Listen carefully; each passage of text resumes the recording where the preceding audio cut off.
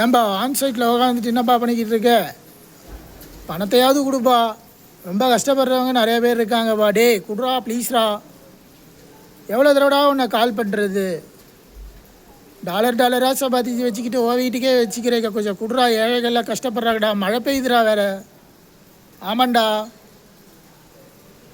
டே உன் ப்ராப்ளம் என் ப்ராப்ளம் கிடையாதுடா. எல்லார் ப்ராப்ளம் இது காமனான ப்ராப்ளம்டா. அப்படி யோசிடா. செல்ஃபிஷாக இருக்காதுடா. ஆமாண்டா. முதல்ல டிவியை ஆன் பண்ணி பாடுறா. நீ கலிஃபோர்னியாவிலே தான் இருந்துக்கோ, நான் எங்கே வேணால் இருந்துக்கோ. வாஷிங்டனில் தான் இருந்துக்கோ, கலிஃபோர்னியாவில் தான் இருந்துக்கோ, இல்லை எங்கே வேணால் இருந்துக்கோ. உனக்கு டெலிவிஷன் இருக்குது இல்லை பாரு. ஒவ்வொரு சேனலாக மாற்று.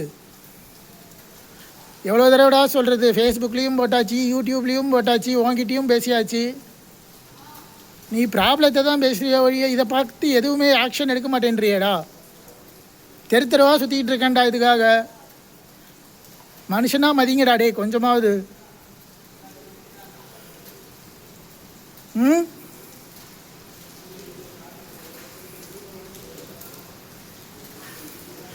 இங்கே இந்தியாவில் யாரும் காசு கிடையாது, நீ தான் கொடுத்தாகணும். இந்தியாவில் எல்லாருக்கிட்டேயும் காசு இப்போ யாருக்கிட்டையும் கிடையாது, எல்லாருக்கிட்டையும் வாங்கிட்டேன். ஃபாரினில் நீ வந்து கொடுத்தே ஆகணும். யூஎஸ் யூகே தான், 2 இடம் தான். நீ எப்படியாவது கொடுத்தாகணும், வேறு வழி இல்லை. ஆமாம், இப்போ பிரச்சனைலாம் அது கிடையாது. இப்போ பிரச்சனை காசு, அவ்வளோதான். அங்கேருந்து வரணும். ஆமாம், நான் உனக்கு க்ளீனாக உனக்கு எல்லா இதையும் கொடுத்துட்றேன். என்னென்ன கணக்கு என்ன ஏது எல்லாத்தையும் க்ளீனாக கொடுக்குறேன். ஆனால் எனக்கு தயவு செஞ்சு அங்கேருந்து நீ எனக்கு அனுப்பு. நீ எனக்கு ஒரு $60,000 அனுப்பு. நீ அனுப்பலாம், நான் கேட்குறதுக்கு விளையாட்டாக தான் இருக்கும். ஆனால் நீ அனுப்புறது தான் நியாயம். தயவு செஞ்சு அனுப்புடா. கஷ்டப்படுறாங்கடா இங்கே எல்லாரும். புரிஞ்சிக்கோடா. கஷ்டம்னா என்னன்னு உனக்கு தெரியுமாடா? அங்கே உட்காந்துக்கிட்டு சும்மா என்னடா பண்ணிக்கிட்டு இருக்க? கஷ்டம்னா என்னன்னு தெரியுமா உனக்கு? இப்போ அனுப்ப போறியா இல்லையா? காசு அவ்வளோதான் எனக்கு வேணும். இங்கே யார்கிட்டேயும் கிடையாது காசு. இந்தியாவில் நான் வாங்க மாட்டேன். நீ அங்கேருந்து எனக்கு அனுப்பணும், எனக்கு அதுதான் வேணும்.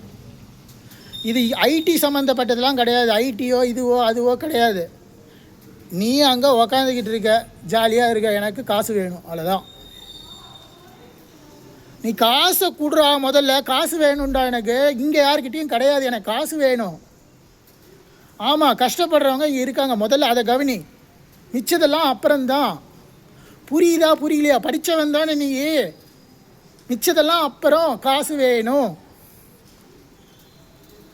புரிஞ்சிக்கோ, அவ்வளோதான். அப்புறம் மறுபடியும் நாளைக்கு இதே டைமில் பேசுவேன். புரிஞ்சிக்கோ.